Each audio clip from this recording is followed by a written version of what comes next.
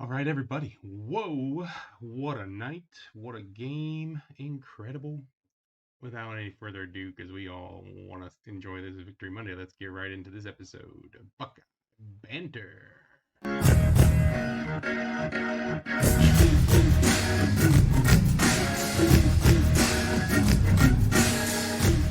Welcome to Buckeye Banter Sports.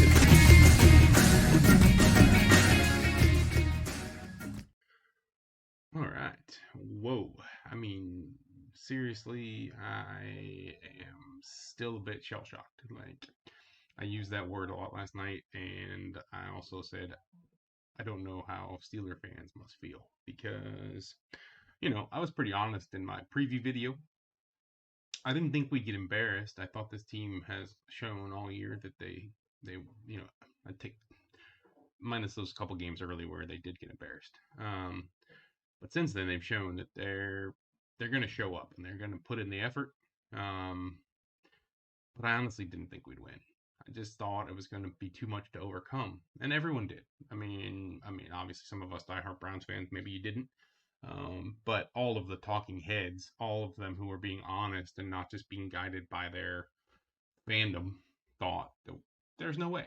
You look at all of the things that are going against this Browns team yesterday, and no one is going to look at that and say, oh, they're going to win that game. No one. I was shocked. Ronnie Harrison picked us on the one. I think it was NFL Network.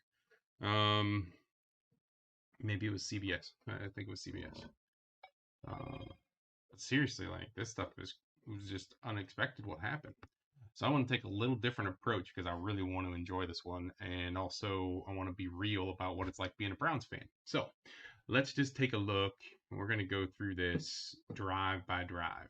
So, first drive, we all know what happens, right? Parkey kicks it off. Um, nothing happens, and they get the ball to 22-yard line. Boom, Pouncey sails it. I mean, just sails it over Roethlisberger's head. Now, mind you, Roethlisberger is a big dude, 6'4", not a small man, with a reach that goes well beyond that.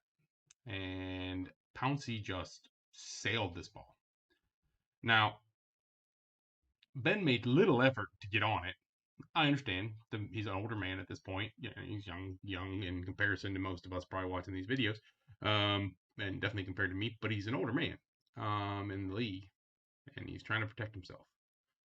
But he made no effort to get on that ball. The running back did, without success. And sure enough, we recover the fumble. Touchdown Browns. Carl Joseph. Parkey kicks the extra point, and 14 seconds into this game, the Browns are up 7-0. Now, we're all going nuts, but we far from think that this is like, now we've got this thing. We're so far from even thinking that because we're Browns fans. We know there's no way that that was just one fluke play. So next comes the following drive. We kick it off. Again, nothing really happens on the kickoff, and sure enough, they start to get a little drive going. Little drive going, couple first downs, and what happens? That's right, interception. Stewart. Stewart Jr. picks it off, gets a couple yards back, and now all of us Browns fans are like, whoa, whoa, whoa, hold on. Is this really happening? Like, seriously, is this happening? And I'm sure many of you, like me, you got like chats going on your phone and you're like trying to figure out who to say something to first because you can't believe it. You're just like, whoa, seriously. And all of us probably said the same thing I said. We have to get points here. That's what I said. In my chats, I was just like, we got to get points here. We can't get turnovers against these guys and not get points. Well, 3 plays later, Jarvis Landry, 40 yards to the end zone. And now we're all just like in shock. Like, it's now 5 minutes into the game, and we're up 14 points on the Steelers in the playoffs at Heinz Field. Okay? We don't win at Heinz Field. You know the last time we won Heinz Field? Yeah, this was a long time ago. It was before 9/11. This doesn't happen in the playoffs.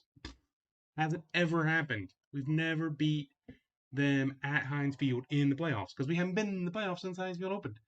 We lost to them the one time at Heinz Field, not in the playoffs. I mean, we beat them one time at Heinz Field, not in the playoffs. So, next series. Now, again, all of us are in our little chats with our Browns fans and maybe a couple straggler Steelers fans. Steelers fans aren't saying much yet. Browns fans are going nuts. But we're all in the back of our heads thinking, yeah, Ben's going to drive down the field. They're going to score, and it's gonna be on. So instead, what happens? Steelers come out. 4 plays later, they're punting the ball. 4th and 1, and they punt. We're like, all right, yeah, we got this. Things are going all right. So we get the ball on the 35. Chubb rips off 17 yards. Then little pass. I'm sorry, no. Then Chubb runs another one for 20 yards. And then Chubb runs another one for a yard. And then we hit Landry for a few, Higgins for 12. It's now 1st and goal at the, I'm sorry, it's 1st and 10 at the 11, and Kareem Hunt runs it in. So now we are 4 minutes, sorry, almost 5 minutes left in this first quarter, and we've got 21 points, and they have nothing. And they haven't looked good. And our offense has looked pretty good. And our defense is making it happen. You know, they haven't had to do a lot because the Steelers have been kind of blowing it. But hey, they're doing their part. But still in the back of all of our heads, we're just like, I don't know. So what happens next? This is when it just gets crazy because we none of us can even believe this. So Steelers go out, hit a pass, nothing big. And then they get another pass, but then there's a holding and brings it back. So now it's 1st and 20, incomplete, 2nd and 20, and sure enough, Sheldrick Redwine, interception. Now, it's now 3 minutes and 18 seconds left in the game. I'm sorry, in the first quarter. The Steelers have had 4 possessions. These are their 4 possessions. Fumble touchdown, interception that led to a touchdown, punt, which led to a touchdown, and now an interception. So they've had 4 possessions, 3 turnovers, and a 3-and-out punt. So we get the ball. We get the ball, by the way, at the 15-yard line. It's like great field position yet again. And sure enough, Chubb gets the ball, no gain. Hits Chubb out of the backfield for 7 yards, and then Kareem Hunt runs it in, touchdown. And all of a sudden, it is now, with 2 minutes left in the first quarter, 28-0. So there we got a record.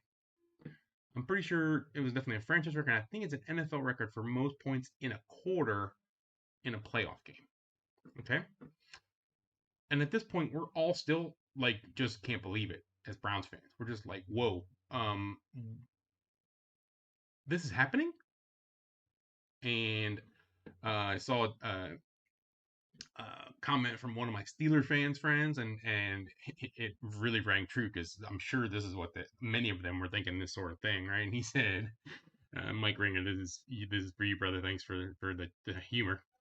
He said, I'm sure many of us remember playing Madden, and somehow you get 21 put up against you, 28 up against you in the first quarter, and you just hit reset. They don't have that option. This is real. The Steelers did not have a reset button. There was no way to restart that sucker. So it was looking ugly. And now we Let's see. So yeah, we go up 28. Steelers get a little bit of something going. We get out of the first half. They run 11 plays, take about 4 minutes. And then on 4th and 9, they punt the ball. Um, you know, it was 4th and 9 inside our territory. So I don't know. 9 yards is a lot. But there are some critics out there that are saying maybe they should have already gone for it there. I mean, that's an early time to be going for it on 4th and 9. So they pin us deep. We go 3 and out and punt the ball back. And then it just gets crazy again. So Roethlisberger throws a little quick pass. Connor gets a few yards. And then Porter Gustin makes maybe like play of the game or one of. Like this play was incredible. There were so many good plays, but he makes this diving interception, and it's just like, wow, what just happened? And so then, still at this point, the Browns are starting to sputter. And I think is right around now, but it might have been later. It might have already been after they. But I think it might have been right around now. But at some point, Chris Collinsworth made the comment that was spot on, and he said, right now at home, all the Browns are watching their team look dominant, and they're not comfortable. And he was right. None of us were comfortable. It was way too early. There's a lot of game left, and we knew that we had just some really decimated players out there on defense. And Jack Conklin had just gone down on this drive, and then later on we're going to lose another offensive lineman, who, by the way, the guy's going into these spots. Kendall Lamb has played some, and he's done a respectable job. But they're going in, and we don't even have our starting or our backup offensive line coach. So the guys who were like holding this all together aren't even there. So then this is the drive that we all knew was coming, right? So now with 7 minutes left in the second, Roethlisberger marches down the field, 13 plays, 89 yards, and throws the touchdown, I believe, James Conner ran it up the middle for the first touchdown. And now it's 35-7. I'm sorry, 28-7. And this to me was the critical drive. This was the one to me that showed what the game was going to hold true. So it's 28-7 after this Conner touchdown. We get the ball, and Ernest Johnson had a good return, which helped. And Chubb runs it a little bit. We call timeout. Now there's a minute and a half left in this half at this point. I think a lot of people just thought they'd run it out, and maybe they were going to. But they threw the ball to Higgins, and then they threw the ball to then that's right. Then Mayfield scrambled and got out of bounds, picked up the first. What a huge play that was! And then Chubb got a little bit of a gain, and then he picked up 21, and all of a sudden they were like, "Oh, now we're in range here." That little dump off the Chubb was the sort of dump pass that honestly Baker's been missing a lot. He's put a little too much on those, but that one had great touch, and it was perfect, and Chubb just took it for 21. And then Hooper picked up 8, and then Hunt ran for 12, and we took a timeout with 40 seconds left. It's 1st and 10 on the 12. Hooper, 5 yards, took another timeout, and then Hooper, touchdown. And I'm telling you, to me, that was the drive that really put our stamp on the game. Because we showed, okay, you know what, that first quarter was crazy, it's whatever. But when push came to shove, when Ben marched them down the field on our just depleted defense, our offense went out and took the field in a 2-minute offense and did what we had to do, drove it down, and got the points back. That was huge. Now, the next series was sad because, with only 30 seconds left, we gave up a field goal. So that was worrisome. But you know what? It's 35-10. It's a halftime. I know there was a lot of people who were crying out there about the calls, especially on defense. And I want to comment on that, and then we'll run through the second half a little bit quicker. So there was a lot of call that we question about the zone defense or the way we were playing and the pressure that we weren't getting. So I think there's three things that go into all pressuring the quarterback and how you defend, especially the passing game. And that basically, in my estimation, is coverage ability, pressure ability to get pressure, and system. So you have to have a combination of all three of those. And the system kind of dictates whether it's coverage ability, pressure ability, but there's got to be some of both. Some of both. You can't just have one or the other in any of the systems. So yeah, you can't just have pressure. You can't just have coverage. You got to have a combination, and I think Joe Wood's system is going to work. Obviously, our defense this year is a little tricky in how do we gauge that, because let's face it, our DBs have been just devastatedly by injuries all year long, and yesterday was no different.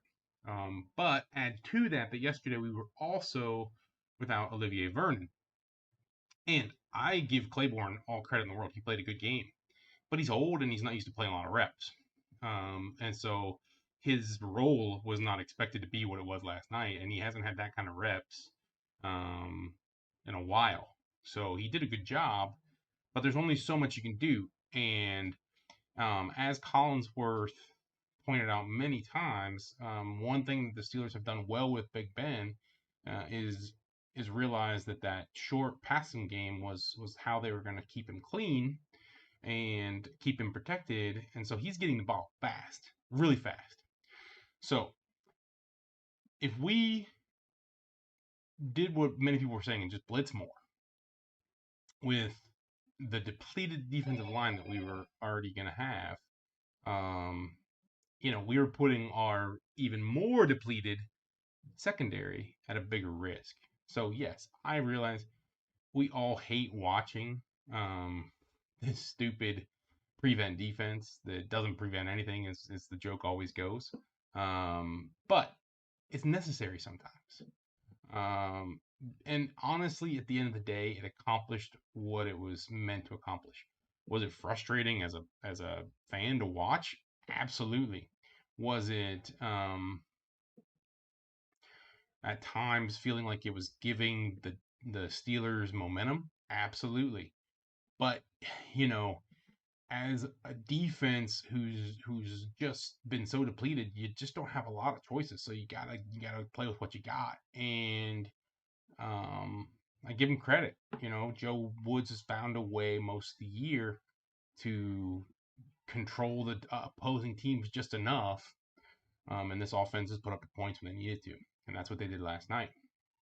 So let's just quickly look at the second half. And again, keep thinking about what were we thinking as Browns fans, right? So we come out, we're all like, yeah, we get the ball, we got to go put points up.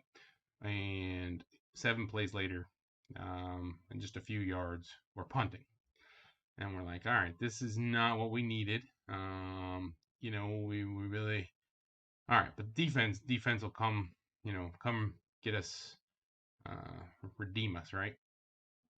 And that didn't happen. So instead, 8 plays, 84 yards, and about 4 minutes later, the Steelers get another touchdown. And this time, it was to Deontay Johnson. To Eric Ebron. And then they went for 2-point conversion and did not get it.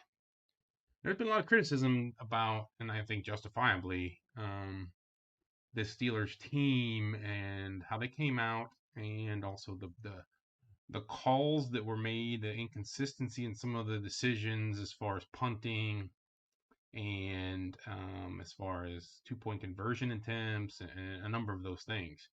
And we'll get into that a little bit later. But first, so they score, we get the ball. And again, as Brown fans, we're just like, oh man, all right, so now we're up 35-16, and we're still nervous. Like, we are up by almost 20 points, and we're nervous. And I know you were nervous too. Don't act like you weren't. So we get the ball, and what do? 3 plays and out, and we're punting again. And this is when it gets even worse. So now the Steelers come back on the field, march 12 plays, 68 yards in 3 minutes. And this time it's Juju Smith-Schuster. And they kick the extra point. And this is where that whole thing comes in, right? Where people are like, I just don't understand their logic on these plays. I'm not going to get into too much of the criticism of that. It's out there. I agree that there was some inconsistency and it didn't make sense. But they made this drive when they had to and marched down. And now it's 12 points. And Browns fans are super nervous everywhere. Because even though you might not have been super confident, you were still talking some smack to your Steelers fans. Any friend of yours who was a Steelers fan, you were jawing. You couldn't help it. It was like, got to jaw a little bit at those guys when you get a chance. So now, all of a sudden, it's 35-23. And we're saying, okay, we got to get something going. But yet again, the replays and the punt. Chubb off tackle, Chubb off guard, incomplete pass to Peoples-Jones, and we're punting. And now we're super nervous, right? Because it's like, all right, man, this is 12 points. Come on, defense. And sure enough, what happens?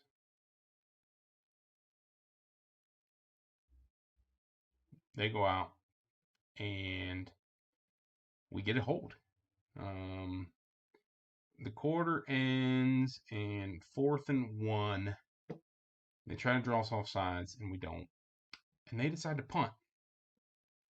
And this is another spot where I think a lot of people are questioning. So the ball was at the 46-yard line, I think. I'm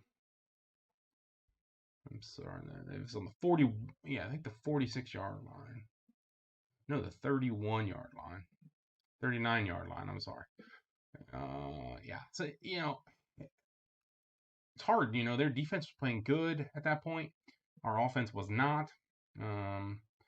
So it was only 12 points, and there was still a whole quarter left. So I think that I wouldn't necessarily question that much at that point.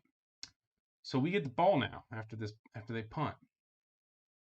And, our team just hasn't looked great for a number of possessions now.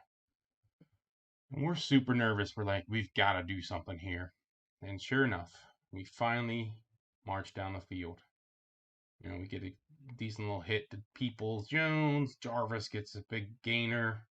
2 of them in a row. Chubb picks up a little bit of something, and then Chubb breaks it.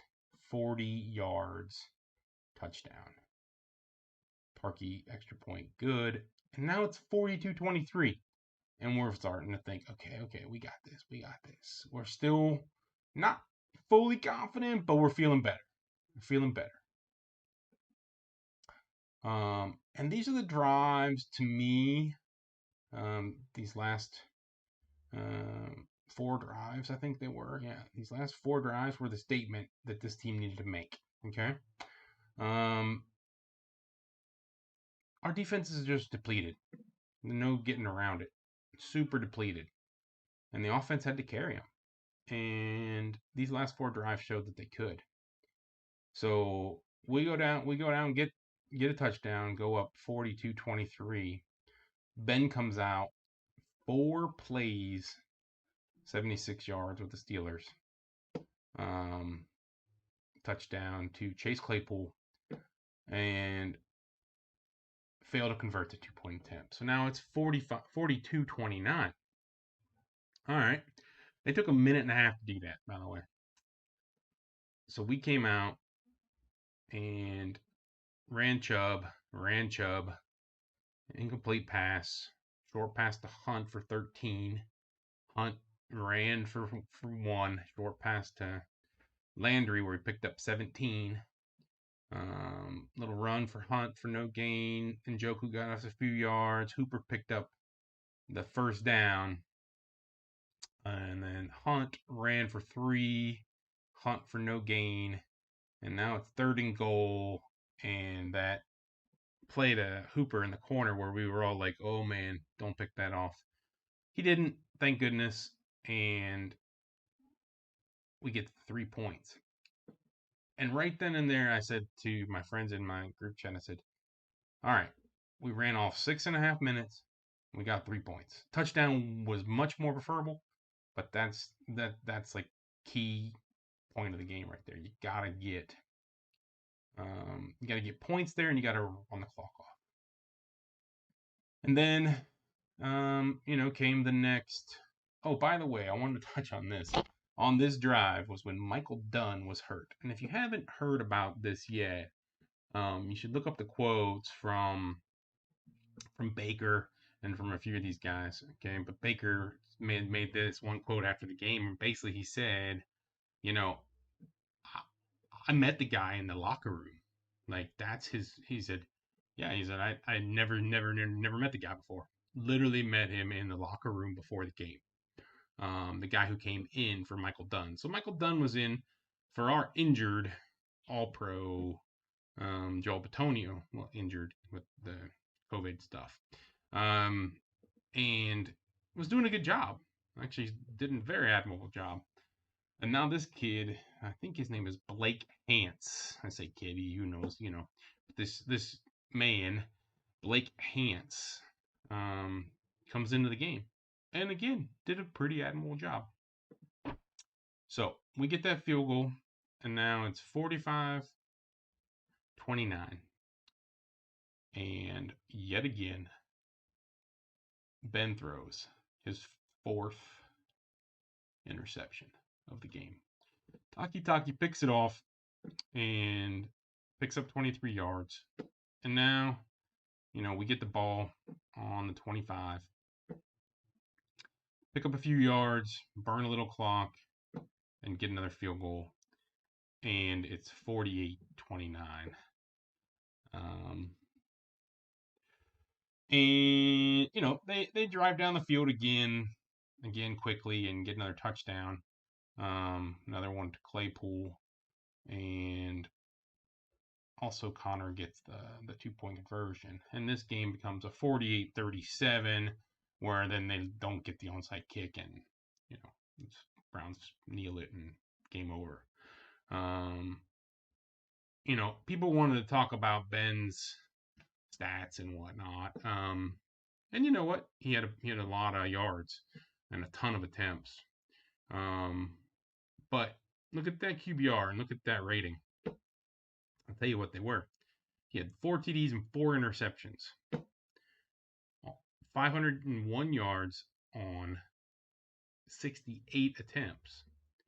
QBR of 66.8 and a rating of 85.5. Baker, on the other hand, 21 of 34, 263 yards, 3 TDs, no interceptions.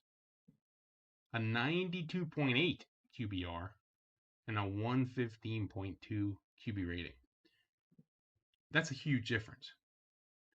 So sometimes you just look at certain stats and you think, oh man, he completed 47 passes for 500 yards and 4 touchdowns. But he also threw 4 interceptions, and they had no running game, 0 running game.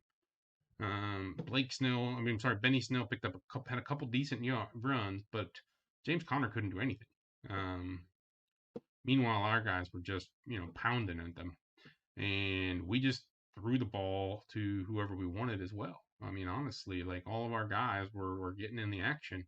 Now, our defense was so depleted that like I don't have any doubt that Schuster and Johnson were gonna have big games. Like I honestly thought that they would do more than this and that we wouldn't win. So the fact that they all had a big game doesn't surprise me. The fact that we came out early and got all the turnovers and made them count. Again, I want to highlight that we got the turnovers and we made them count. That's what winning teams do. Teams with a culture of winning make turnovers into points. Teams with a culture of losing get a turnover and go 3 and out. Okay. Let's enjoy this. I mean, this was huge. Yeah, next week we get Kansas City, and that's going to be another showdown, and everybody's going to say we can't win. We'll get into that. I don't want to talk about that one today.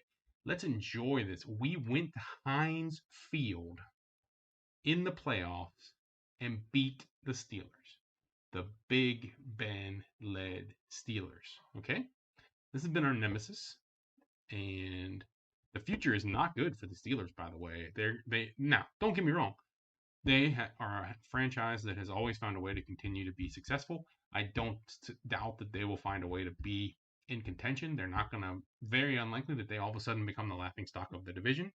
But this division is not going to be easy for the next few years. And if they don't make some good decisions in this offseason, it could be that they have a couple years where they are the laughing stock of the division. I will enjoy that tremendously if it happens, but I don't expect it. Meanwhile, this was a statement game for this division and gives us a chance to say, hey, you know what? Realistically, this really might be down to Baltimore and us next year. Let's see what they do. Let's see what we do, especially this offseason, no matter what happens the rest of this playoff run. Some key moves and get some guys back. Firm up that secondary, especially. I'm really liking what I see out of Jacob Phillips. Taki, Mac Wilson's really disappointing, but Jacob Phillips looks like he's the real deal. Get another good linebacker in there, and firm up that secondary. And this defense is got some real potential. So yeah, wow. Didn't expect to have this conversation today. I got to tell you, but man, am I glad we do. We got it. Just because I can't go without saying it, because today is National Championship Day for those Buckeyes. Go Bucks! I hope you guys are as excited about this one as I am. I still think that everybody is underestimating this Buckeye offense and thinks somehow that Alabama's defense is maybe better than it is. And I don't think so. I think we're going to surprise people tonight. I think we're going to surprise people. Just like the Browns did yesterday, I think Ohio against the world is going to continue to ring true. So, without that, if you want to see more about my predictions on that game, check out the video over here. But yeah, go Bucks. It's game day. And wow, Brownies, big win. Can't wait for next weekend. But I want to savor this playoff victory over the Steelers for a little bit longer still. All right. Thank you again for watching this episode of Buckeye Banter. Like, subscribe, share, do all that good stuff. Thank you. Have a good one. Go Bucks! OH!